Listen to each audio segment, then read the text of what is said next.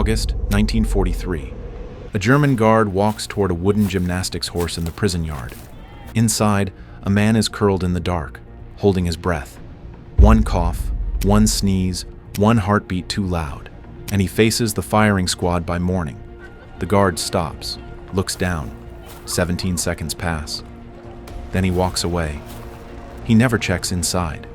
For 114 days, 3 British airmen dig a tunnel from inside that horse in broad daylight, 30 feet from armed guards, in the Nazis' most escape-proof prison. 40 tunnels had already been discovered here, with 0 successful escapes. Ever. Then the ceiling collapses, and one man is buried alive while his friends keep doing gymnastics above him. Because stopping means everyone dies. The impossible part? All 3 made it home. 5 months later, 76 men tried escaping the same camp. Hitler had 50 of them executed. How did a gymnastics horse fool Nazi intelligence for 4 months? And why did 3 men survive when 50 were shot? December 1942. Flight Lieutenant Eric Williams arrives at Stalag Luft III. The RAF bomber pilot had been shot down over occupied Europe, captured and shipped to this fortress in Silesia. But every British officer knew the rule. Escape isn't optional. It's a military duty. The problem was the prison itself. Williams noticed the design immediately. The barracks didn't sit on the ground. They perched on wooden stilts 2 feet high, giving guards a clear sightline underneath every building. Tunnel entrance under your bunk? They'd spot it in hours. The soil was wrong too. Gray topsoil on the surface, but dig an inch deeper and vivid yellow sand appeared, so bright it practically glowed. Any disturbance would scream your location to anyone watching. Fellow prisoners filled in the rest during his first week. Seismic microphones ringed the entire perimeter, calibrated to detect scraping underground. Every tunnel attempt since the camp opened had failed. The commandant collected a hobby of personally congratulating each captured digger with mocking applause before sentencing them to weeks of solitary confinement. The message was clear. Tunneling out of Stalag Luft III was impossible. Most prisoners accepted this reality. They played cards, read whatever books the Red Cross sent, and waited for the war to end. Some men had been locked up for 3 years already. The psychological weight of captivity crushed ambition out of them. They stopped thinking about home. They stopped thinking about escape. But Eric Williams couldn't sleep. Night after night, the same problem cycling through his mind. How do you hide a tunnel entrance when guards can see every square inch of ground? Then, one spring morning, watching bored prisoners do calisthenics in the yard, Williams saw it. A large wooden vaulting horse sat near the perimeter fence, standard gymnastics equipment. Prisoners used it for exercise when the weather was decent. It was big enough to hide a man inside. The idea formed in seconds. What if they hollowed out the horse completely? What if they carried it to the exact same spot every day, close to the fence to minimize digging distance, and one man hid inside while others vaulted overhead? The hidden man could dig straight down through a hatch in the bottom of the horse. The rhythmic thumping of vaulters would mask any vibrations. When exercise ended, they'd carry the horse back with the digger still inside. The tunnel entrance would be covered, invisible, moved back to the barracks every night. The guards would never think to check a piece of gym equipment sitting in the middle of an open yard. It was insane. It was also the only escape method no one had ever attempted. Williams brought the plan to 2 men he trusted. Lieutenant Michael Codner, a steady British airman who didn't rattle easily, and Flight Lieutenant Oliver Philpott, the Canadian who coordinated escape operations for their hut. Philpott's first response was clear: that's suicide. His second response, after 30 seconds of thought: the Germans are ripping apart basements and latrines looking for tunnels. Nobody's checking the gymnastics equipment. The more they discussed it, the more it made a strange kind of sense. Hide in plain sight while making the cover mobile. But the risks were binary: total success or total failure. If the horse tipped over while a man was inside, the hidden digger and open shaft would spill out in front of armed guards. If any German decided to inspect the horse closely, game over. If the man inside coughed, sneezed, or shifted at the wrong moment, firing squad by sunrise. There was no partial escape or second chances. Williams looked at Codner and Philpott. Let's build a horse. First, though, they needed to solve an impossible engineering problem. The horse had to be large enough to conceal a grown man curled in a fetal position, plus his digging tools, plus bags of excavated sand. It also had to be light enough for 4 prisoners to carry across the yard without visibly straining, because if the carriers grunted or struggled, guards would notice the extra weight. How do you construct something like that from scrap wood in a prison camp? And what happens when the first dig session unearths a problem none of them saw coming? July 1943. They built the horse from bed slats and Red Cross packing crates, trading cigarettes and chocolate for every nail and scrap of wood. The dimensions were calculated to the inch. Canvas and burlap draped over the frame, scuffed and dirtied to look like equipment that had been sitting in the yard for years. By the end of July, the horse was ready. First test run. Michael Codner volunteered to go inside first. Someone had to, and he wasn't the type to let others take risks he wouldn't take himself. He squeezed through a concealed panel and wedged himself into the cramped interior. Knees jammed against his chest, arms pinned to his sides. Total darkness. The air was already stale and hot. Sweat beaded on his forehead. Outside, 4 prisoners grabbed the carrying handles, 2 at each end, and lifted. The instant they did, Codner's weight nearly threw them off balance. One carrier grunted loudly before catching himself. A German guard 20 feet away glanced over. Williams, walking alongside, hissed through his teeth, "Easy, smile." They shuffled across the yard to the predetermined spot near the perimeter fence and lowered the horse gently onto the dirt. Guards saw exactly what they expected. POWs setting up for their daily gymnastics routine. Nothing unusual, nothing worth a second look. Williams launched the vaulting immediately. Prisoners ran toward the horse, planted their hands on top, swung their legs over, and landed with heavy thuds on the far side. Again and again and again. Some added theatrical stumbles and pratfalls, drawing chuckles from the bored guards. The constant impacts served a purpose beyond distraction. Every thump helped mask any vibrations from digging below. Inside the horse, Codner waited for the first vault, felt the structure shudder. That was his cue. In near total darkness, he slid open a concealed hatch in the bottom of the horse, revealing bare ground inches beneath him.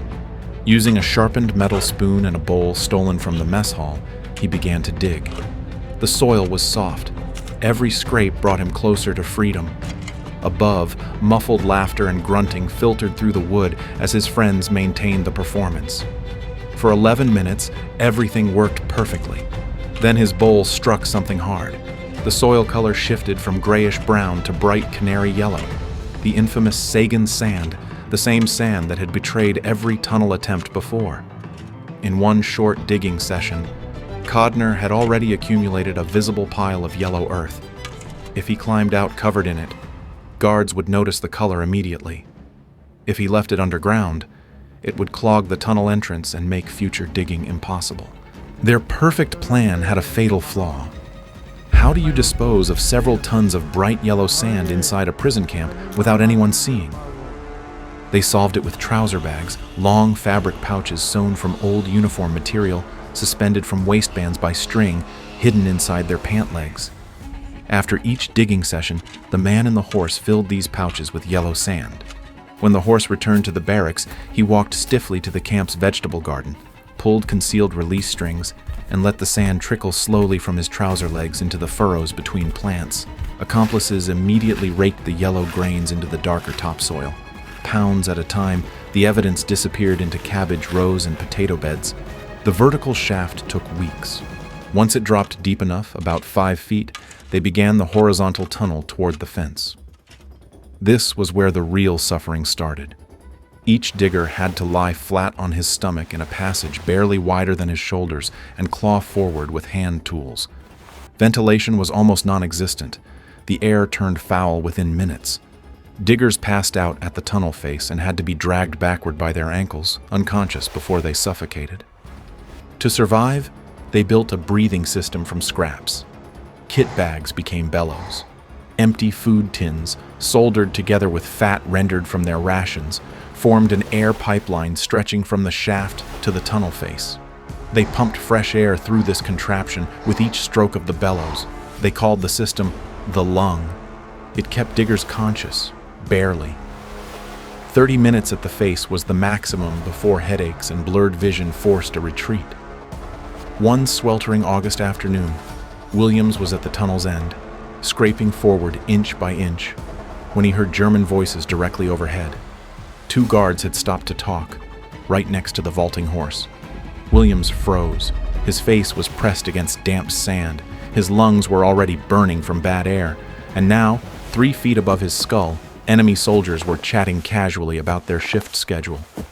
If they moved the horse even 6 inches, they'd discover the open shaft beneath it. Williams would be trapped underground with no exit. That means firing squad by morning, if they didn't shoot him on the spot. The conversation continued. 4 minutes, 5 minutes. Williams's vision started to sparkle from oxygen deprivation. Above ground, the vaulters had slowed their rhythm, uncertain what to do. Then, boot steps, fading. The guards wandered away.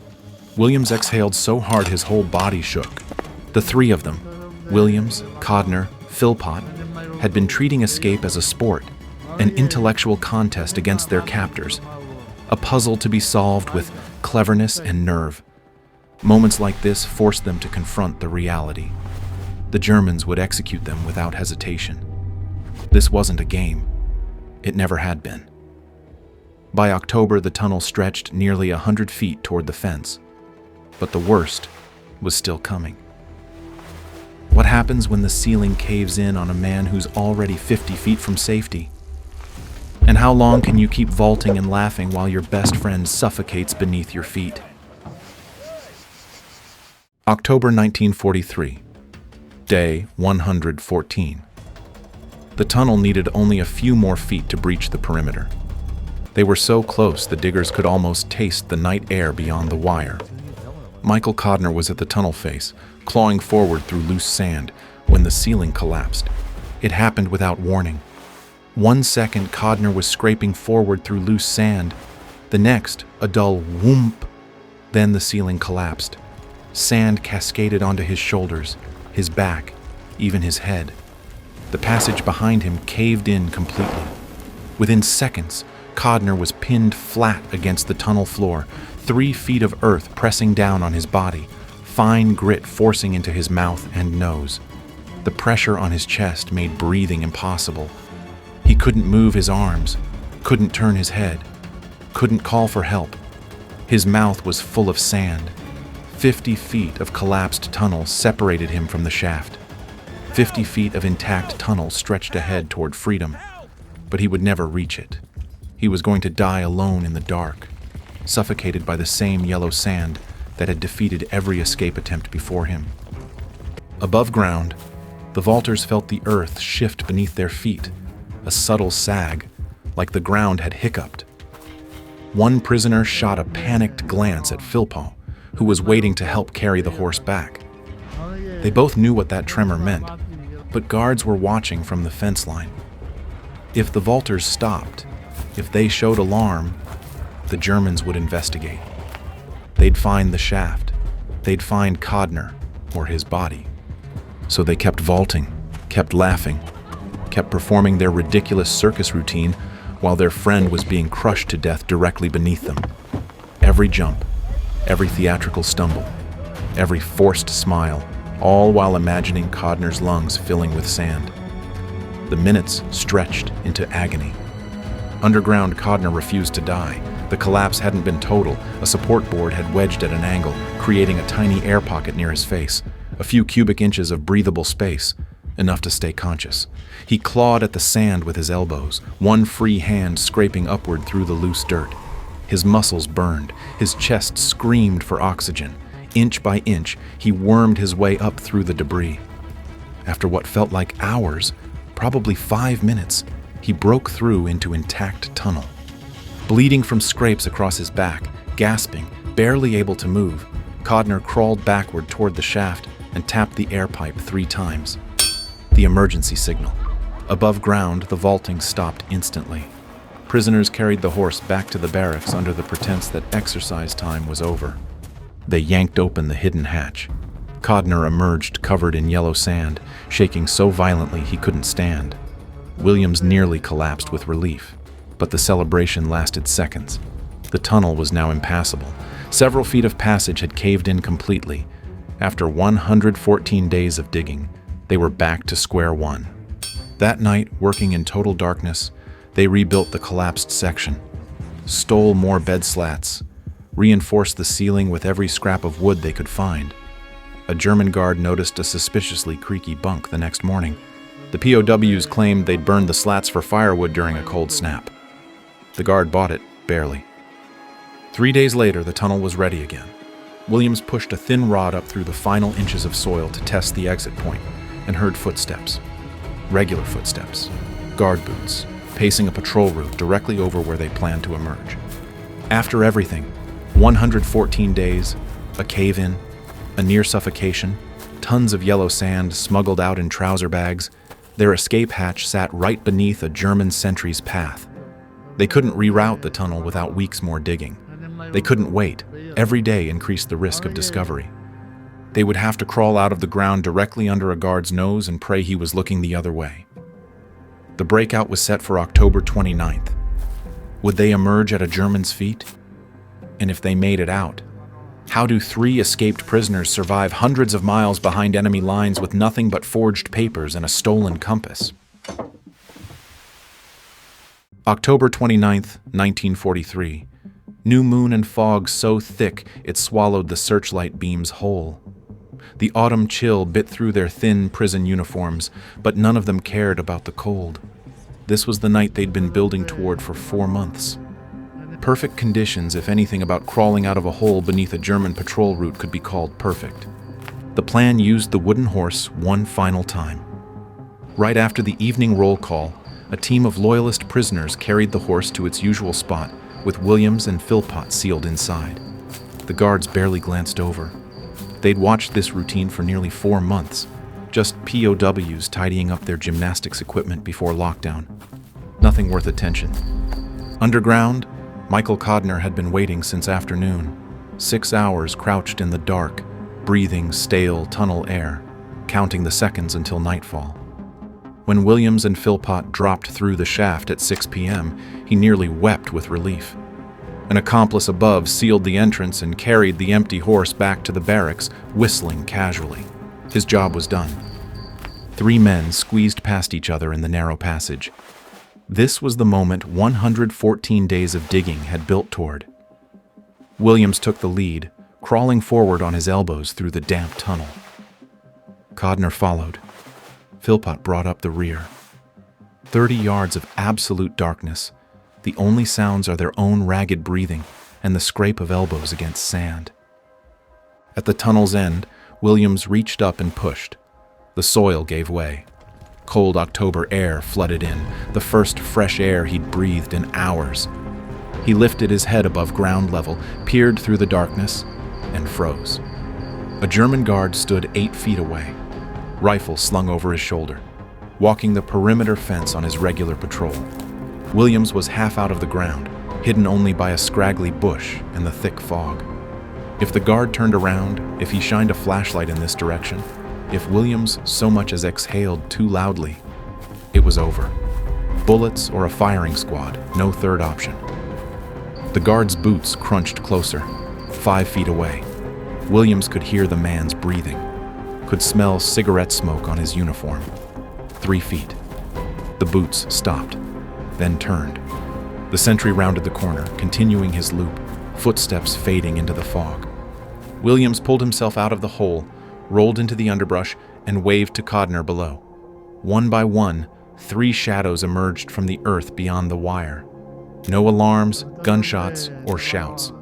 They'd done it. The escape-proof camp had just been beaten by a hollow gymnastics horse and 114 days of suicidal patience. They split up immediately. 3 military-age men traveling together would attract suspicion. Oliver Philpott went alone, disguised as a Norwegian margarine salesman carrying forged identity papers and a small suitcase packed with civilian clothes. He'd memorized his cover story down to the smallest detail, the name of his fictional company, the towns he'd supposedly visited, even a few Norwegian phrases in case anyone tested him. Philpott caught a train from nearby Saigon, sat calmly among German civilians, and didn't flinch when a Gestapo officer walked the aisle checking papers. His forged documents passed inspection. Several tense train rides later, he reached the port city of Danzig on the Baltic coast. Prowling the docks, he found a Swedish merchant vessel preparing to sail. In one of the most audacious moves of the entire escape, Philpott slipped aboard disguised as a dock worker and stowed away in a lifeboat. He survived 2 days on bread crusts and rainwater before revealing himself to an astonished Swedish crewman. On November 4th, 1943, Oliver Philpott walked into the British Embassy in Stockholm, Sweden, a free man.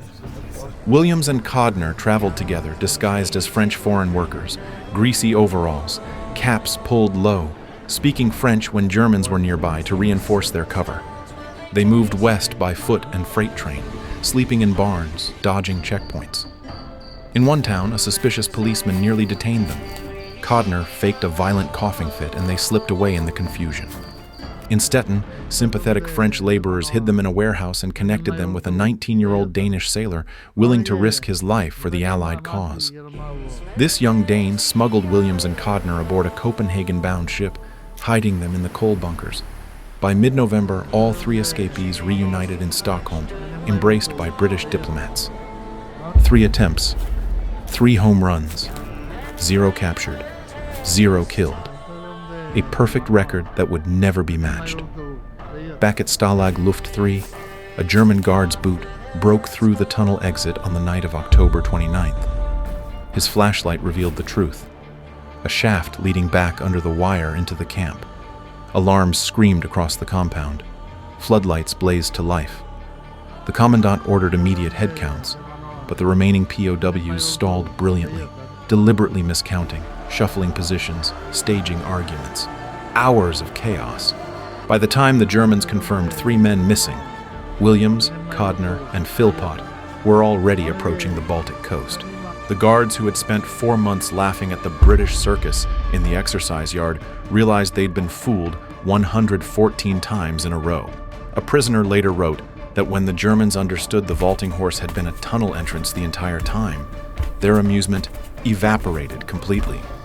Their unbeatable prison had been beaten by a wooden box and a gymnastics routine. 5 months later, Stalag Luft III witnessed a far more ambitious escape. 76 men crawled out of 3 tunnels in what became known as the Great Escape. The result was catastrophic. 73 recaptured, 50 executed on Adolf Hitler's direct orders. It remains one of the worst massacres of POWs in the war. Sometimes the most insane plan is the safest plan. Williams, Codner, and Philpott bet their lives on a gymnastics prop, 114 days of nerve-shredding patience, and the arrogance of guards who never thought to look inside a vaulting horse. They walked out of the most secure prison in Nazi Germany and made it all the way home. But if hiding inside a wooden horse sounds audacious, wait until you hear about the prisoners who escaped Auschwitz using Nazi uniforms.